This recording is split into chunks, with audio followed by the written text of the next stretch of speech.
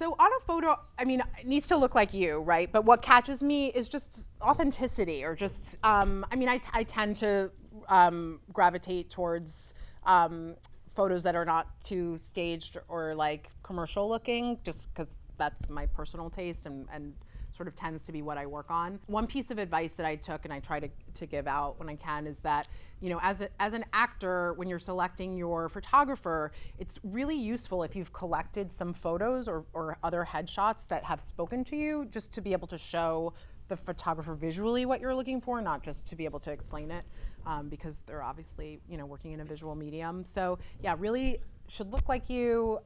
It's sort of that ineffable thing that there's just like a spark of life. There's life in the eyes. There's something about the picture that makes me want to meet you, or makes me feel like, oh, they belong in this story. It shouldn't be too long. So if you are dealing with, like, you know, 10 minutes of clips, you need 2 demo reels. You need comedy and you need drama, and great that you were in a movie with Tom Cruise, but like the back of your head. Like I don't need to, it's on your resume. I don't need to see him. It should be your best work. And if it is a commercial, but it's like a really funny, you know, button, or even if if it's a student film, but it's really well shot, you'll replace it when you get something that is stronger, or like a bigger credit. So I just think, make sure it's tight, make sure it features you, and not longer than three minutes most. I mean, I think really even a minute and a half. It kills me when someone's standing in front of a bright window and backlit. Like, just turn it around. Like, that's the best light that you could possibly get from a window. I told you I'm a born and bred New Yorker. I get that you can't control a sound, you know, all the time, but try and have it be, you know, in a place that doesn't have like a distracting amount. Just try and have, you know, the best sound and light that you can without spending a ton of money. This is, you know, you do not need a professional studio. You really don't. If it's a TV show, it should really be a medium close-up. So like, you know, here. You're blocking, I mentioned some of this before, but you're like, just, you know, just looking slightly is going to read as like a big move. So understand your tools. And you don't need a lot of bells and whistles. Like, I think there's a little more lenience with the self-tapes in terms of props and stuff, but I was never a big fan of props. I mean, if it helps you out, then I want to give that to you, but a lot of times it's distracting. And I want to see you. I don't need to see like the thing that you're fiddling with. I try and put as much information in the self-tape request as possible, so that I'm giving you all the context that I have. If you have 2 different ideas that are truly different, submit both takes. If it's not that different, submit your best one. It's so sort of like counterintuitive to this process of like searching and discovery, that you have to pick only one take, and you're kind of acting out of out of not knowing in this void. But if we see something in the tape, we will ask you to tape again, or ideally now we're going, you know, to Zooms for callbacks, even if the first round is self-tape. If you have like a question that like is going to inform your performance and really isn't available in the script, you know, ask it. But I'm also excited to just like delve in.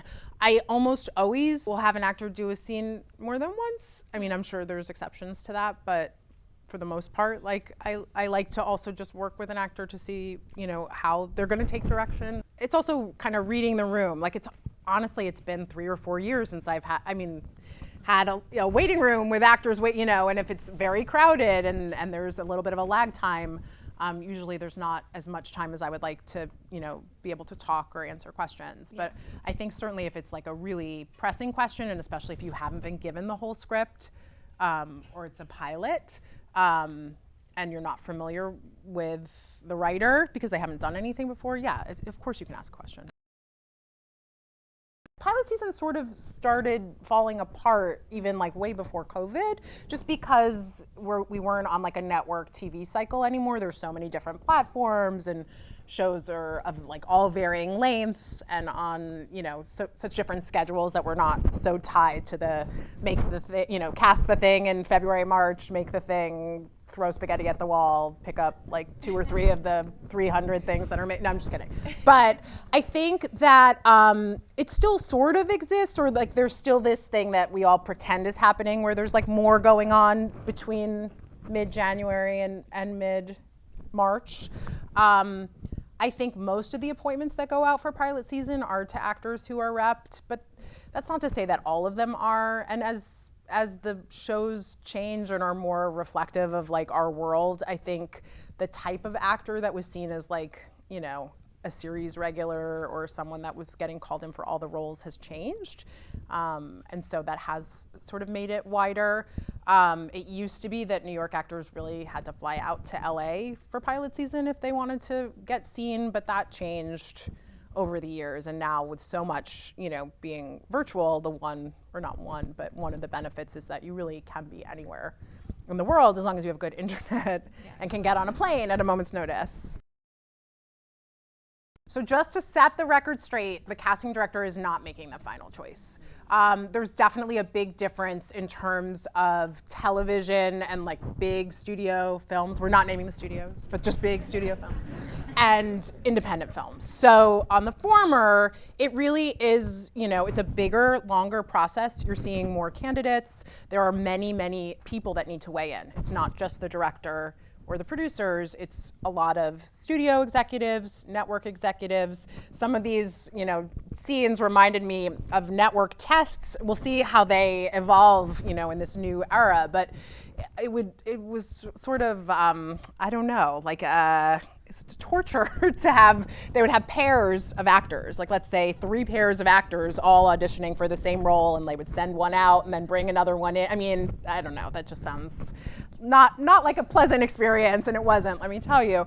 But I will say that, you know, what comes down, I think, to like the decision making, it's a lot of different things. The person really embodies the character the best, or they just, you know, for whatever reason, make the material make sense and shine. Occasionally, it's an external factor, just because of what they look like, or maybe because of something that they've done that, you know, brings them or makes them more financeable for the role. In an independent film, in terms of my experience, it really is, it boils down to the director. And I've been really lucky to work with incredible creative producers who have amazing taste, but as long as the director is happy with the choice, usually they'll, you know, they've signed off. I haven't had a creative independent producer really fight a director on a choice. So yeah, it really is just usually where all the stars align, or sometimes it's the wrong choice and it's just the loudest person in the room.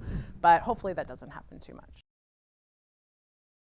Do stand up, right? Or if you're a writer too, if you're a writer and you can create, or you know writers and you can create your own stuff, I mean, there are more direct avenues now than there ever were. So I know that that's frustrating, because I mean, I've heard other casting directors say, you know, we will notice you if you keep, but that is the truth. Like, how can you show you're funny? Be funny. Like, you know, write the funny, like bring the funny into the world, which I think also can give you more agency as an actor, as opposed to, or a performer, as opposed to just like waiting for the call, because that, you know, you can't just sit by your phone. We all have mobile phones now. We can be out and about. Like, you have to just sort of like, you know, seize some of the opportunities on your own as you're pursuing, you know, auditions that are coming from television shows or established, you know, movie directors, that kind of thing.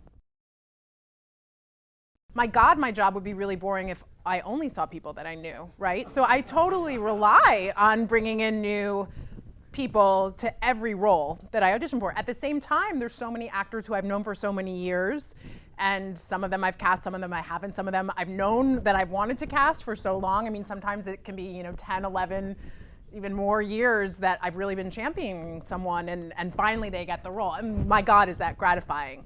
But let that just also inform this whole process, this whole industry, right? It's built on relationships. So you can go in and audition, and you've done your best work. Maybe you don't book the role, right? But you have made an introduction, right? And this is a relationship that will hopefully carry on for years and decades, you know, if we're all so lucky to be here, then to come.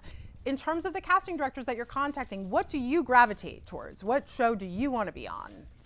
That information is all available online, and it's not stalking, but it's being aware of what they're casting, and like also making sure that you're accessible and you're reachable, and that you're doing work that hopefully will, you know, be on their radar too. Just reaching out and saying like, I'm an actor in New York. I mean, how many SAG members are there? And then not to talk about the non-SAG members, but yeah, I mean, I think it takes a long time to build those relationships, but building them organically, from my perspective, is really the only way to do it in a way that ends up, you know, successful for each side.